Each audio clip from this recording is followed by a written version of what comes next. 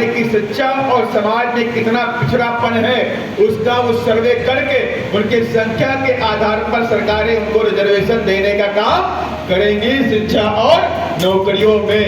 ये बात बाबा साहब डॉक्टर अम्बेडकर ने आर्टिकल 340 में लिखी। और 1990 से पहले अगर इस देश में अगर आप सर्वे कर लें तो 1990 से पहले इस देश में मेरी समझ से कोई भी बच्चा, पिछड़ों का बच्चा IAS IPS नहीं बना। भारतीय जनता पार्टी के सांसद और भारतीय जनता पार्टी के कई सारे मंत्री ये बोल चुके हैं कि हम 2024 तक इस देश में संविधान को बदल के रहेंगे।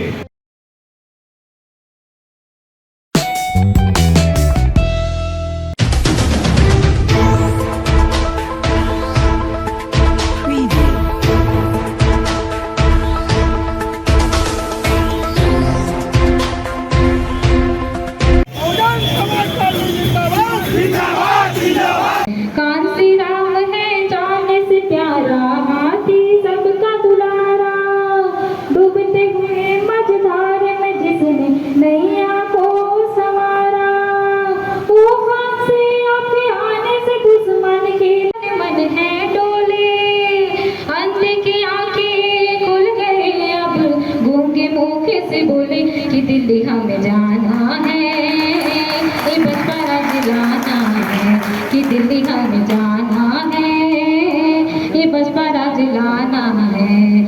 और सर्वे के आधार पर किस चीज का सर्वे?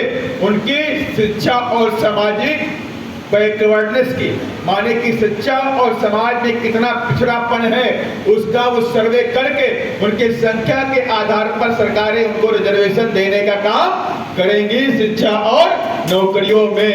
ये बात बाबा साहब डॉक्टर अम्बेडकर ने आर्टिकल 340 में लिखी।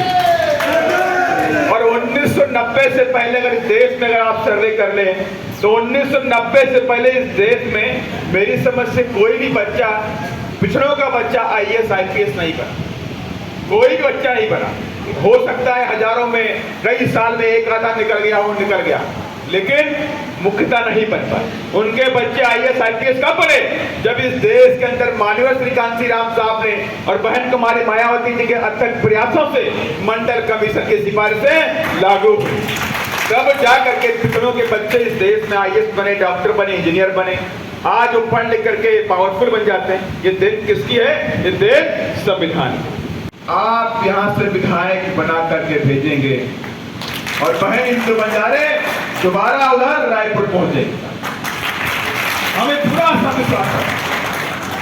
और रही बात राजनीति की, मैंने कहा राजनीतिक पार्टी भी हम लोग, लेकिन राजनीति हमारी अलग है। आप सब जानते हैं हम इस देश में गंदी राजनीति नहीं करते।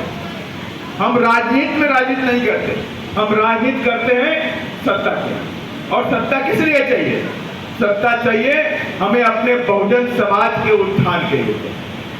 हम उनका उत्थान करना चाहते हैं, हम उन पर हो रहे अत्याचार को खत्म करना चाहते हैं, उनके बच्चों को पढ़ाना चाहते हैं, उनको बच्चों को डिप्टी कलेक्टर IAS IPS पढ़ाना चाहते हैं। इसके लिए हम सत्ता चाहते हैं। हम सत्ता इसलिए चाहते हैं। और दूसरी पार्टियां क्या चाहती है? और दूसरी पार्टी सत्ता किस लिए चाहती है? दूसरी पार्टी धन्ना सेठों की तिजोरी भरने के लिए सत्ता चाहती है। हमारी और आपकी नहीं, धन्ना सेठों की तिजोरी भरने के लिए, चाहे वो कांग्रेस हो चाहे वो बीजेपी रही हो। ट्वीट किया कि बहन कुमारी मायावती जी, मैं आपको धन्यवाद देना चाहती हूँ। आप इस देश की दलितों की, आदिवासियों की, पिछड़ों की सबसे बड़ी नेता है। ये किसने बोला? इस देश के राष्ट्रपति जी ने बोला कि आप दलितों, आदिवासियों, पिछड़ों की आप सबसे बड़ी नेता हैं और मैं आपको धन्यवाद देना चाहती हूं कि आपने मुझे समर्थन दिया। और समर्थन हमने इसलिए दिया था उनको कि हमारी SC ST OBC लोग हमारे मूवमेंट का हिस्सा है। अगर ये कोई बड़े संवैधानिक पदों पर बैठते हैं तो हमें खुशी मिलती है, हम उनको सपोर्ट करते हैं कि आप उस संवैधानिक पोस्ट पे बैठिए। और उसी क्रम में हमने द्रौपदी मुर्मू जी को भी सपोर्ट किया। पिछड़े के बच्चे, उपराष्ट्रपति का चुनाव हुआ, जाट का बच्चा वहां धनखड़ बन रहे थे, वहां पर भी हमने उनको सपोर्ट करने का काम किया और ये हम करते रहेंगे। जहां हमारे बहुजन की बात आएगी तो बहुजन समाज पार्टी उनको समर्थन देने का भी काम करती रहेगी साथियों। ये हमारी पॉलिसी है, हमारी स्ट्रेटेजी है। लेकिन आज मैं आप सबको बताना भी चाहता हूँ, आज ये बात बताना चाहता हूँ कि जो चीज आज अगर हम सारे लोग इधर मंच पे बैठे हुए हैं, रत्नाकर जी विधायक बने, बहन इंदु बंजारे जी विधायक बनी, केशव चंद्रा जी विधायक बने, तुलसीराम बोस जी भी बने विधायक बने, और मैं एक दलित का बेटा गरीब का बेटा अगर राज्यसभा के अंदर संसद में पहुंचा हूं, अरबपति करोड़पतियों के बीच बैठता हूं, तो ये देन हमारे बहन कुमारी मायावती जी की है और देन बाबा साहब के संविधान की है।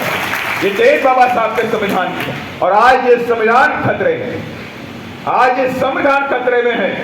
भारतीय जनता पार्टी के सांसद और भारतीय जनता पार्टी के कई सारे मंत्री ये बोल चुके हैं कि हम 2024 तक इस देश में संविधान को बदल के रहेंगे, ये उन्होंने बोला भी कर चुके हैं। और हम हर जिले में जाकर के 2 विधानसभा 3 विधानसभाओं में विधानसभा कार्यकर्ता सम्मेलन हम लोग बुला चुके हैं, जिसमें 2023 को लेकर के अपने संगठन को दुरुस्त करना है, संगठन में कार्यकर्ताओं के अंदर एनर्जी डालना है, ताकि हम हर हालत में इस बार 2023 में बड़ी सफलता और बड़ी कामयाबी लेकर के और प्रदेश के लोगों को तीसरा विकल्प दे सकें। इसको लेकर के हम लोग संघर्ष कर रहे हैं और संघर्ष हमारा बहुत साफ है कि देखिए इस वक्त प्रदेश के अंदर के साथ साथ देश के अंदर जो हालात हैं वहाँ पर छिपा नहीं है, और प्रदेश के अंदर भी आज ठंडा सीटों का राज हो चुका है, और प्रदेश के अंदर जो गरीब आदिवासी दलित पिछड़ा जो भी लोग हैं, आज वो सारे के सारे लोग अपने आप को बेचारगी या बेरोजगारी से अपने आप को देख रहे हैं। उनके पास रजिस्ट्रेशन नहीं है, उनके पास नौकरियां नहीं हैं, पिछड़ों को 27% रिजर्वेशन नहीं है। ये सारे तमाम ऐसे मुद्दे हैं, उन मुद्दों को लेकर के आज तमाम मेरा जो बहुजन समाज है वो बहुजन समाज पार्टी की तरफ बड़ी उम्मीद और आशा बड़ी निगाहों की तरफ से देख रहा है, और ये हमारा दायित्व बनता है कि हम अपनी पार्टी को पूरी तरह से दुरुस्त अपना संगठन बना दें और 2023 की जंग को हम आर पार करने का प्लान हम लोग करते हैं। सर, पिछले बार चुनाव आप लोगों ने जेसीसी से गठबंधन करके चुनाव लगा था, उसमें आपको नुकसान हुआ था, फिर फायदा हुआ? देखिए, नुकसान हुआ है फायदा हुआ वो बात आप खत्म कर दीजिए, लेकिन अब हम 2023 की तैयारी कर रहे हैं। उसमें नुकसान हुआ या फायदा हुआ हम वहाँ हमारी स्ट्रेटजी है, हमारे प्लान सर, इस बार भी गठबंधन जारी रहेगा? हमारा किसी से कोई गठबंधन नहीं है, और ये गठबंधन का जो फैसला हम लोग नहीं करते हैं, गठबंधन का फैसला हमारी बहन हमारी मायावती जो हमारी राष्ट्रीय अध्यक्ष हैं वो करती हैं, लेकिन हम किसी भी पार्टी से हमारा कोई गठबंधन नहीं।